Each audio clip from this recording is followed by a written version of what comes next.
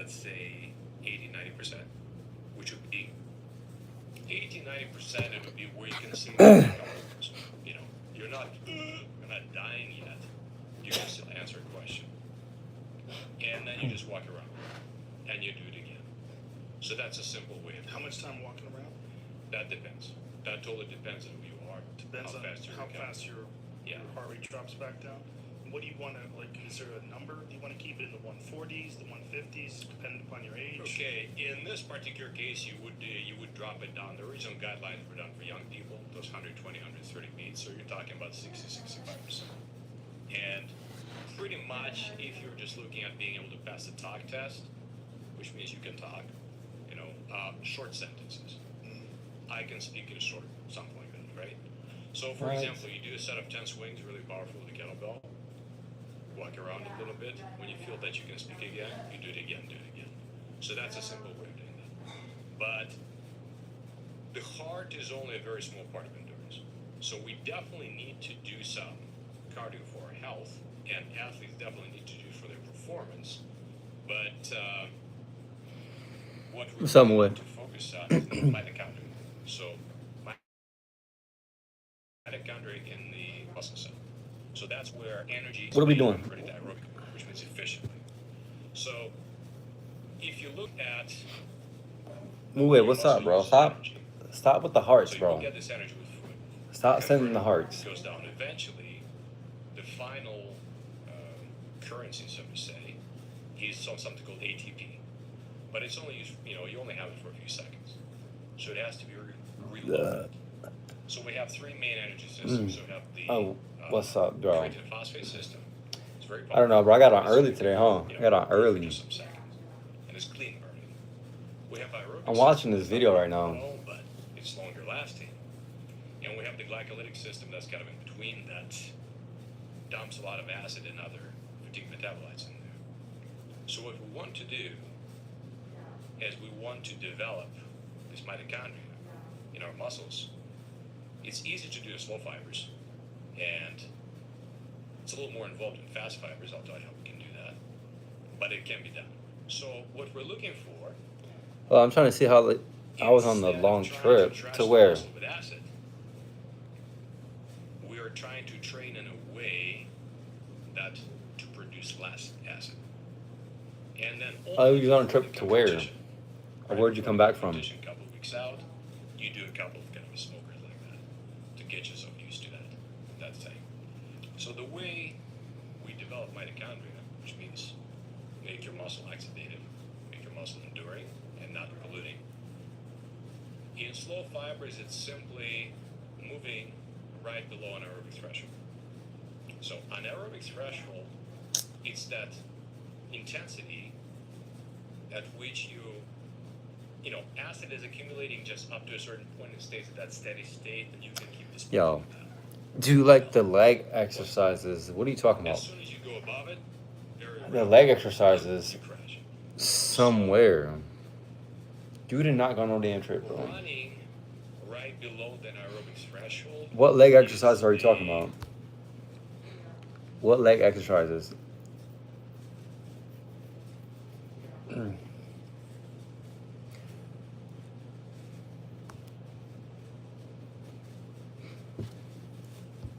Primary training method for endurance athletes. And how do you know that you ran the threshold? When you're failing the talk test. That's a simple way to do that. I think the thigh muscles. What? You're talking about like squats?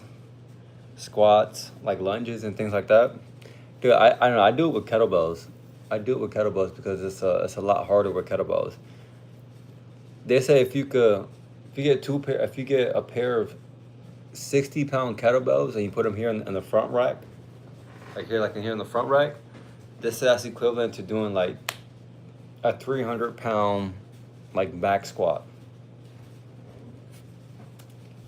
And it's very interesting that endurance athletes, even though we're not necessarily well educated, they kind of tend to gravitate toward that intensity. And so what happens is we are Enlarging this muscle makes me feel heavy. And the body finally is able to, you know, produce less and less.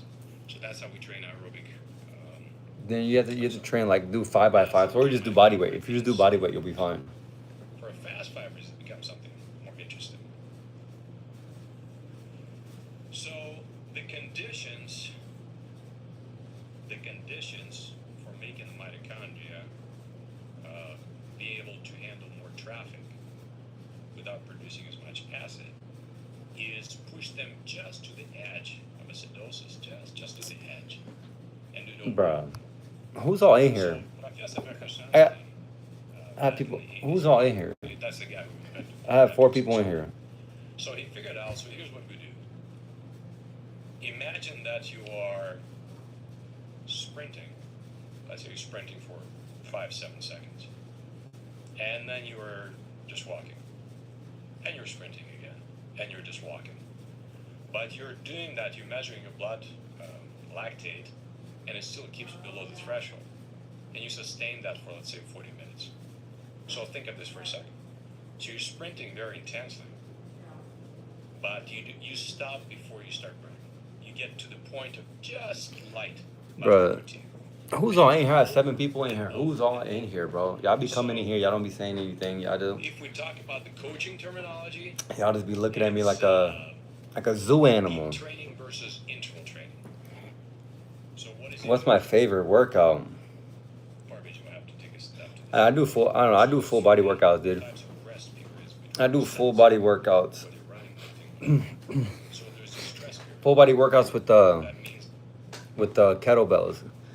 Kettlebells is a lot harder, and you get full body tension. So right now, that's what I'm doing right now. I'm doing that right now for like the rehab and performance and cardio. I'm doing it for all those things, for all the right reasons you do it for.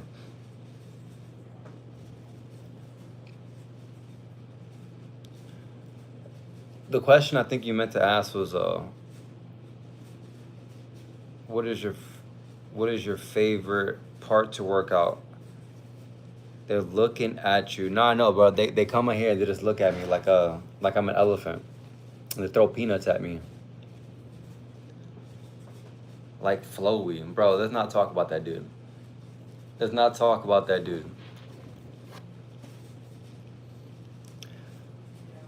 That dude won't leave me alone.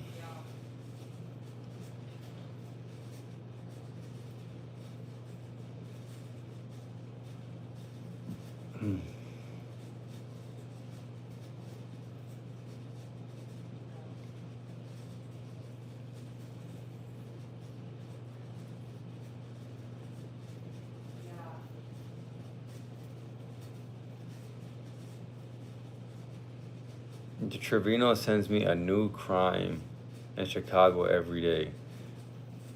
Bro, I guess somebody just got robbed downtown at gunpoint. They had like the gun in like a sack, and like they hit the dude on the head with the gun. This is downtown, by the way. This is like 4 minutes away. Probably 4 minutes away. They robbed him. They smacked him with the gun, and they got in the car.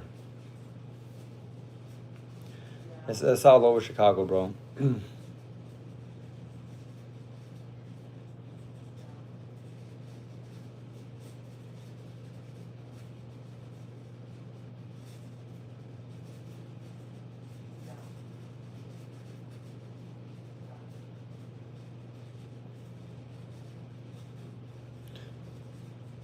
It's all over Chicago. is that you will have a harder time to do the same thing, or you will not be able to repeat it, right? That's interval training. There is the supercompensation period, which means if you wait extra long time, you'll perform even better. Like, for example, if you do a set of pull-ups, wait for 15 minutes, you might be able to do more 15 minutes later. And there is the ordinary period, which is that you'll be able to repeat it over. So that's, in coaching speak, it's called repeat training. Repeat versus interval. So we're trying to sustain that same level of performance for 40 minutes, let's say. So that's an example of how we develop mitochondria and fast twitch fibers. And the same thing we can do with kettlebell swings, the same thing you can do working a heavy bag and so on and so forth. Bruh. Now, CrossFit, to circle back around to that, what do they do that you feel, you said there's a lot of good things they do, they get people moving, they introduce people to all these different... What are you doing these days as a sport? Bro, I'm playing basketball, bro. Joe, I don't want to pick on CrossFit. This so-called metabolic conditioning has been around since 1975, at least when Arthur Jones coined that term. You know, the guy from Nautilus.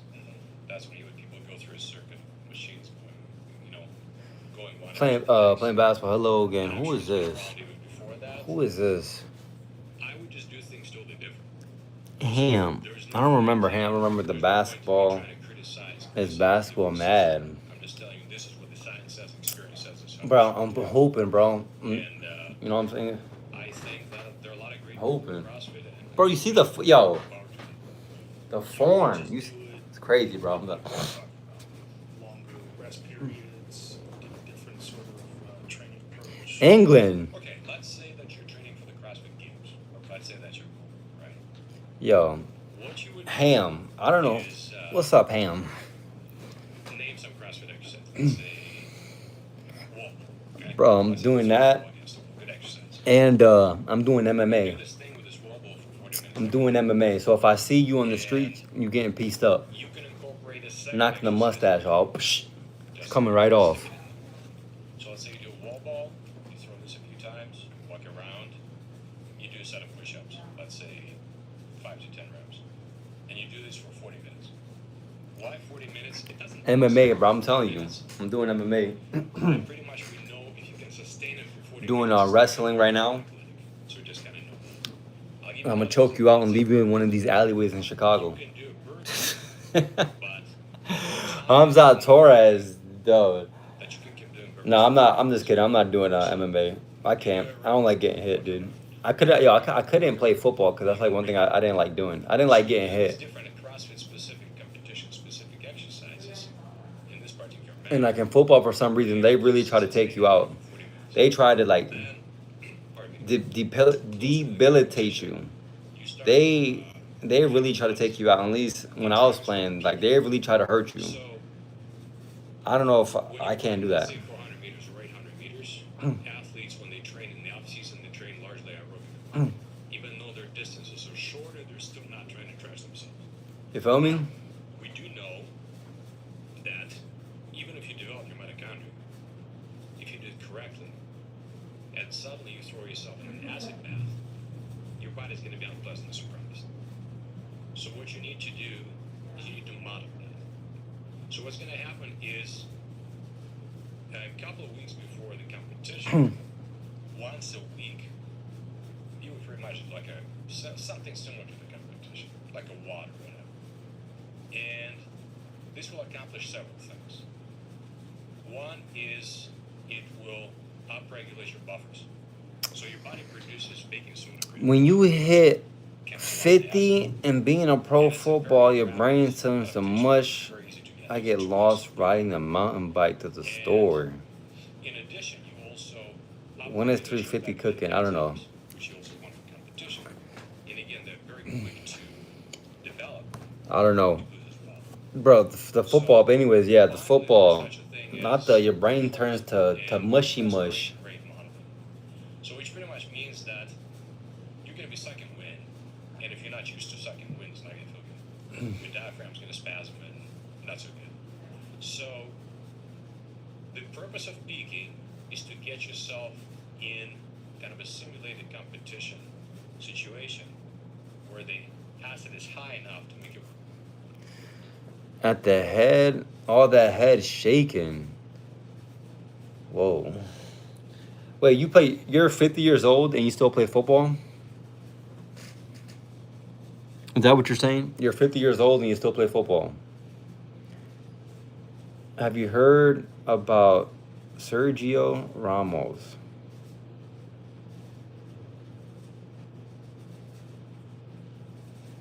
How you say his name, Sergio?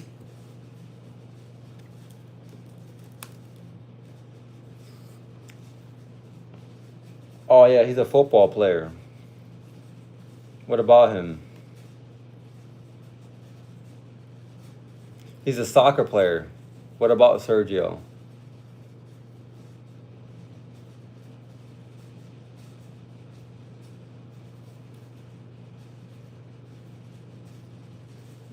He said, "Oh, that's the dude that has a lot of goals with his head."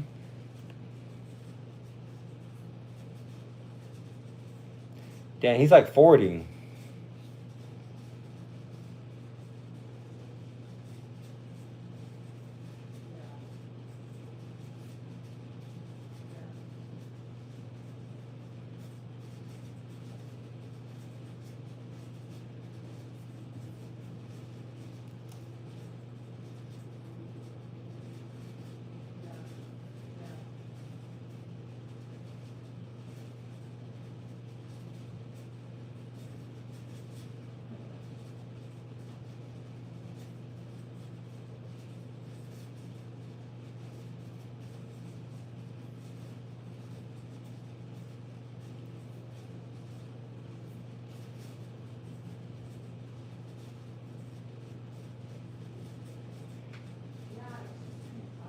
Dude, how do you get in shape for soccer? How do you get in shape for soccer? Do you just do you like other than just like playing soccer? How is the conditioning for soccer? How do you get in soccer shape other than playing? I'm gonna look it up. What's the conditioning? How good?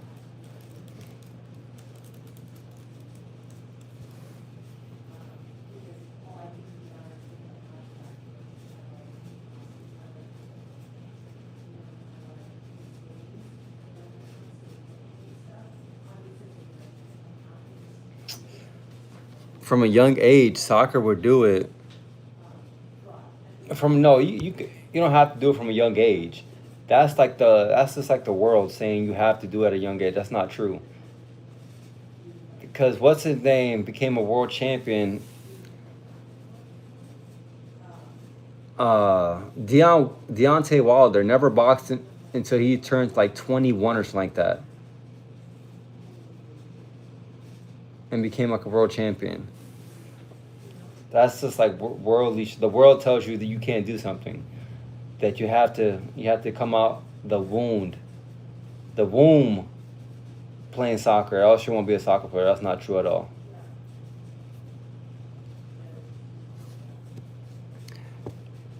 What's up, marvelous Marvin Hagler? Does anybody watch boxing here? Does anybody watch boxing in here?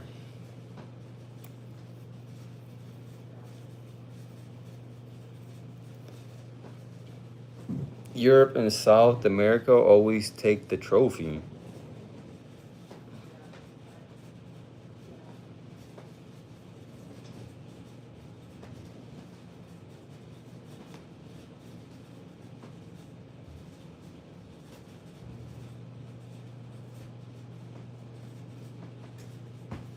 Does anyone watch boxing in here?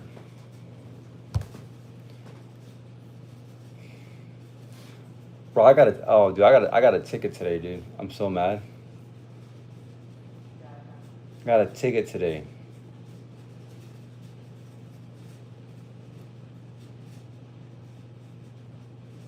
A ticket.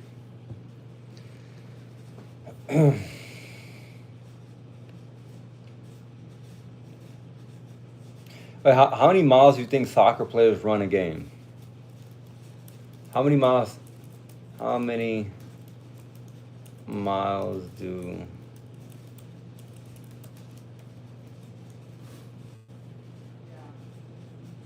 Dude, that's crazy.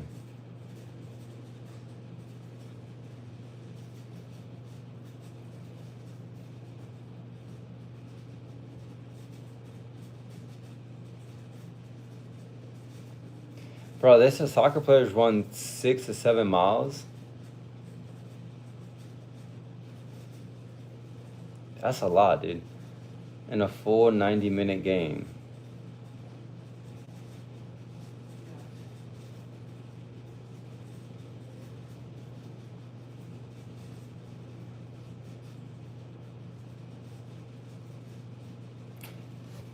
Dude, I don't know. I don't really watch soccer like that. I guess I need to get into it. It's like it's the world's best sport. Like it's like the world's favorite sport.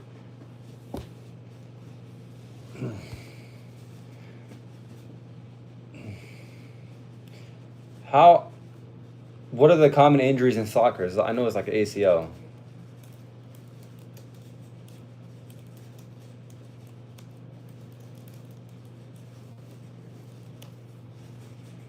Ankle sprains, ACL, meniscus, muscle strain, hamstring, quad, and groin being the most frequent.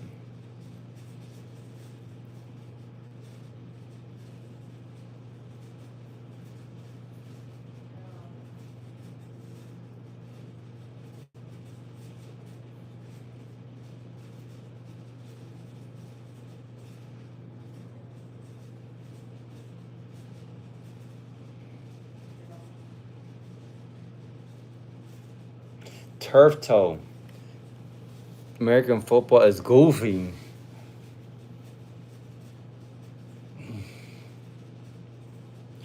Dude, to be a football player in the NFL, you gotta be like, yeah, you be like super. You have to be athletic some way somehow.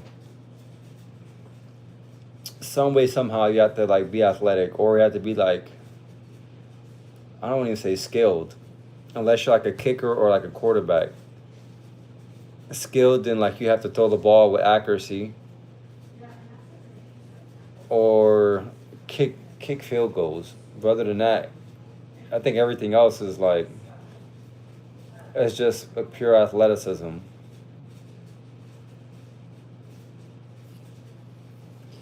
I don't know what you guys think. What do you guys think?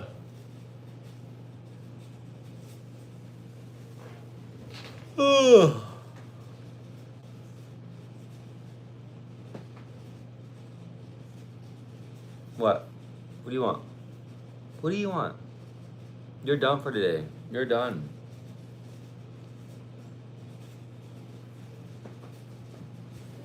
You're done.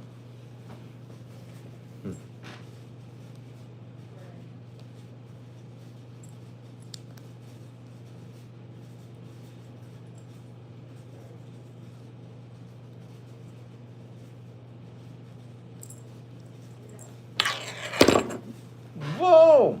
Whoa! Johnny Boy. What's up, Johnny Boy? The World Cup winner influences the world with their culture like the Argentina team.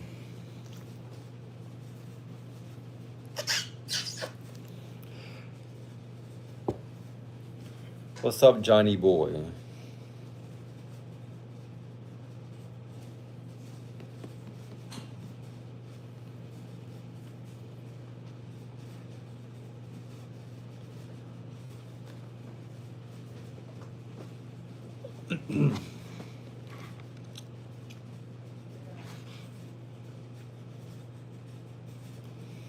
What?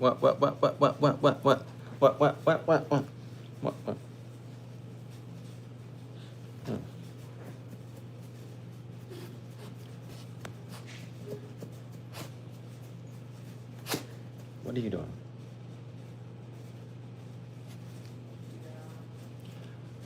What's up, guys? What are you doing? What are you doing? What's wrong with your tummy?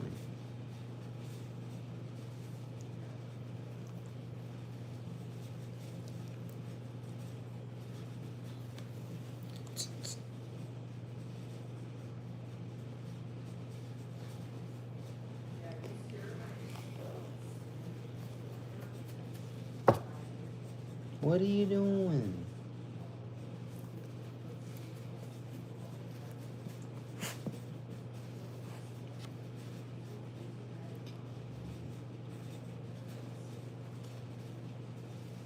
Go down. Oh, go down. You want to go down? Do you want to go down?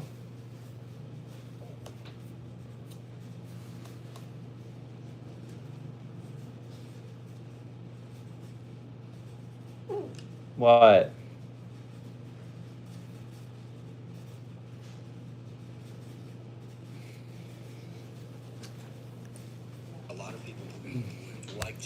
train more for strength, train more often for strength. The challenge sometimes it's that we feel depleted and tired afterward. Is there a way to use strength training or other forms of training to improve cognitive function? People don't realize that you're using different muscle groups, but still using the same brain. If the strength work is familiar and not exhaustive, it absolutely facilitates whatever. Who's this? Who's this? One thing that will absolutely help is. Ann. Oh, whoa. I do see a world in which one can use their physical training to give them for lack of a better word, a boost into the day. So you're getting. Hold on. I gotta get the right one. These videos are ass.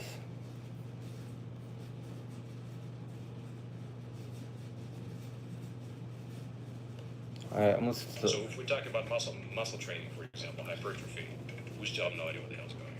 So we know which buttons to push, but that's just empirical knowledge. That's not the understanding of the cell.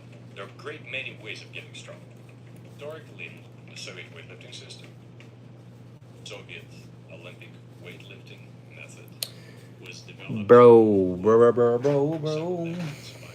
coaches, by a number of scientists. Bro, what are we talking about? We got nine people in here. We had 14, 18 people in here. Medvedev, Cherniak, a number of others. And it was a very. Before even dissecting this method, let me tell you how successful this method was. You can look, so you have to train heavy, we have to train fast if you want to stay young. So many hard men with high mileage. What are you do? Where is she? Move, what's up? Oh my goodness. And run. And you have to leave. He's gonna stalk you. Ballistic loading obviously is part of sports. It's a part of life. Maybe this is a good time to discuss the benefits of kettlebells versus, let's say, barbells. Yo, I think Ann's a bot. That's a question. I think Ann's a bot, y'all. Name these as three top modalities for people. I think Ann's a bot. There's some other additions. Don't deport the Latinas, please. Second. Ann's a bot, I think.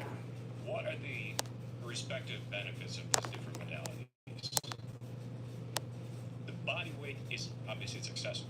It's with you no matter where you go. But See? interestingly enough, the body weight requires the most coaching. So you have to. It's very subtle. Like for example, if you look at developing something the gym is called the hollow position, it takes a lot of coaching. To perform it correctly, you know, push-up is a lot of one-leg experience. So it's I think great. she might be a bot. Time and more investment. Also, She might be a bot, y'all. the body weight would be you can't do a training. Might be a fake account. And you have to train your lower body. See, you just have to. And whatever you do back Don't extensions, deport obviously, Moo. neck bridges, it's not gonna do. Bruh, if I'm telling you, if Moo came in here to the US, ICE will for sure target him. Dude, I'm not even. They would take one look at the Iraqi boy, Muwe, and it'll be over. Immediate. Slam you on the hood of your car. Douche. Where are your papers at? I don't have them. Not good enough. Douche. I'm telling you. They will slam Muwe on somebody's car, dude. It's like, oh, I'm legal. I have papers. Where are they? Douche. They're in my back pocket. It's not easy to master, and it takes a lot of instruction. I'm telling you, bro. Them people over here, they don't play. Them ICE people, especially in Florida. If you even look like you don't belong to the area, they're slamming you on your neck. Yourself to the bar, as opposed to make the influence and adjust yourself. So this is where the kettlebell comes in. First of all, the kettlebell, because it moves freely, it adjusts to your body, to your physiology, to your anatomy, I should say. So it works quite well. For example, Mark Rifkin, he's one of my top instructors. He was a highly successful gymnast in the past, and later on he was a coach for women's powerlifting national team and great powerlifter too. So he cannot do bilateral exercises well because of the mileage he sustained. He took a very bad landing as a gymnast, ruined his knee, and then from there other things went bad, back, whatever. So, but he can do one arm swing. He cannot do two arm swings because it just messes him up. But he can do one arm swing, so the body compensates a little differently, and he can handle it. So it's with the proper medical clearance, it's much easier to work around.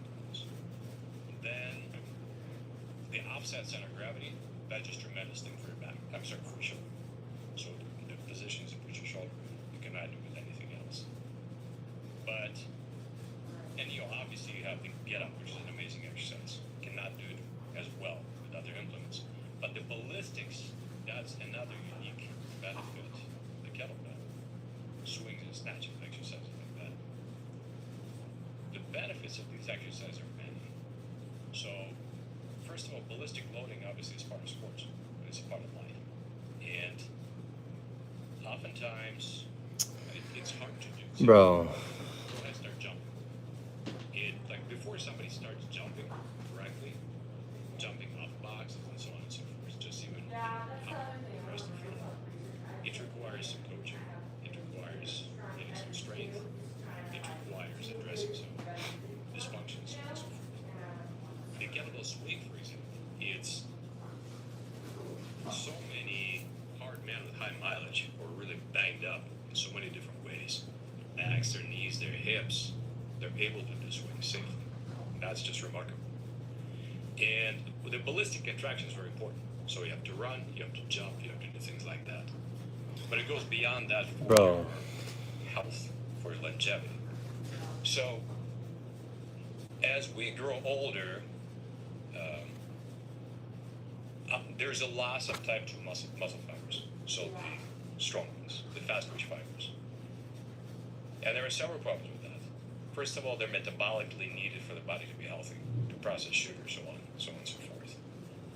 Second is to deal with real life situations. You know, like it's very unfortunate, some old person trips and breaks a hip. It's terrible. And oftentimes the reason is just weakness.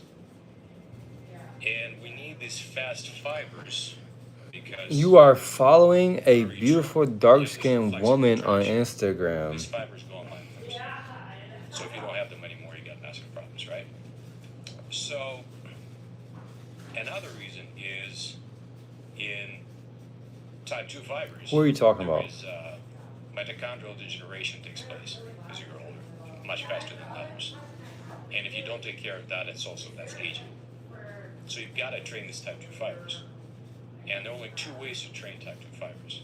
It's heavy or fast. So there's no third way. So whenever people try to do some sort of a super slow this or Pilates that, whatever, it's not going to do it. So you have to train heavy or you have to train fast if you want to stay young. Okay. Hey, it's Adam with Vantage. All right, so what you're just seeing right there is me using our. When people talk about functional strength training, and then they start talking about Oh, 350 heard that. Bro, I don't care what she heard. She does not run my life. She does not run my life. So what are you talking about? What are you talking about, bro? So find several exercises that you enjoy. There's absolutely no way to change these exercises. Just enjoy them. Obviously, very partial to kettlebells, but one of the great many benefits of kettlebell training, it allows you to train power and power endurance extremely safely. And what's also very unique about it, you don't have to use a lot of weight. The big issue is you have to hip hinge, not lift the kettlebell with your back or with your arms. So some years back, me and several other our colleagues, instructors, started doing swings. So we were using just a 53 pound. The most experienced guys, we were able to generate over 10 G's of acceleration. So basically made that 50-pound bell weigh 500 pounds. So you can apply tremendous amount of course you don't start with it. It's not how you start your swings. And you can develop power endurance. So you can do a whole lot of many different sets. Many sets. In the kettlebell world, we refer to what the hell effect. What the hell effect is when you're getting an adaptation.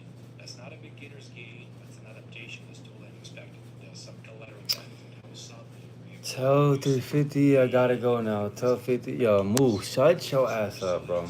Like, why would anybody go power training who's not a power athlete for the reasons of longevity, how important it is to have high levels of power? And the kettlebell swing is one of the ways to develop it. So some of the tactical teams that worked in the US here, when they added either swings or snatches to their training, kettlebell plus one-legged kettlebell deadlifts as well, they stopped tearing their hamstrings. So you have this amazing way to do eccentric loading for the hamstring. It's very safe. It just really prepares you. One of my friends is still playing baseball in the 60s. He's thinking of the kettlebells. He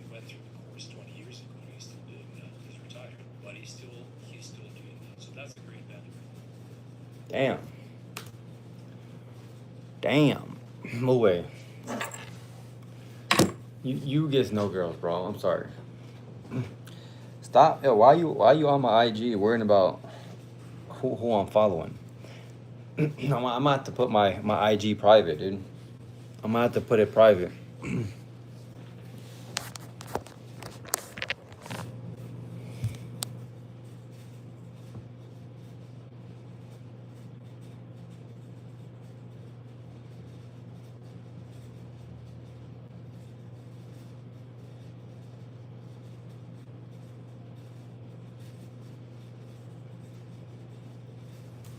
If we are looking at the barbell, I would start out with the narrow sumo deadlift. Your stance is just wide enough to let your arms through. I'm talking about a sense of groceries or something. So you learn to do that. Then, whether you decide to pursue the deadlift or not, a fantastic exercise for everybody is a zercher squat. The zercher squat is very easy, very simple. In the zercher squat, you hold the bar like this in the crux of your elbows. So it's resting right here. The advantage of the zercher squat over, let's say, the back squat or the front squat is even if you have messed up shoulders, wrists, elbows, you still can do that. And you have tremendous reflexive stabilization of your midsection. It's just very, very powerful. So you acquire that skill of getting tight. You don't want to, bruise yourself. You want to be comfortable. You want to do it right. But doesn't take a lot of skill to do that. If we're sticking with the example of the barbell, you find some pressing exercise. The bench press has gotten a bad reputation. If you look at athletes, they're making a great use of the bench press. It's a relatively simple exercise. And unlike other pressing exercises, it allows you to make strength gains with a very low volume of training. So you can do several sets of 5 once a week in the bench press and keep getting stronger. The beautiful thing about the barbell is, first of all, the satisfaction of lifting really heavy stuff. Some people find it extremely satisfying. If you don't, maybe it's not for you, but if you do, it's incredible. Then the ability to adjust the weights in small increments. So you can prescribe 87.5% of 1 rep max, and you can do that. And the other great benefit of the barbell is some of the lifts allow you to make great gains in strength with a very low volume. It's possible to do 3 sets of 5 once a week and get very strong. Try to do that with pistols. It's just not going to happen. Grip strength is extremely important. Pretty much by gripping tighter, you are instantly increasing your strength in anything that you do. Take some pedestrian exercise like curls and do as many strict reps as you possibly can the way you normally do them. And then start just crushing that bar or that dumbbell or whatever that you're curling. You will immediately be able to knock out several more reps. So that makes you so much stronger. And again, the value of a strong wrist and grip is obviously very important. For whatever reason, obviously it correlates with longevity. We don't know why.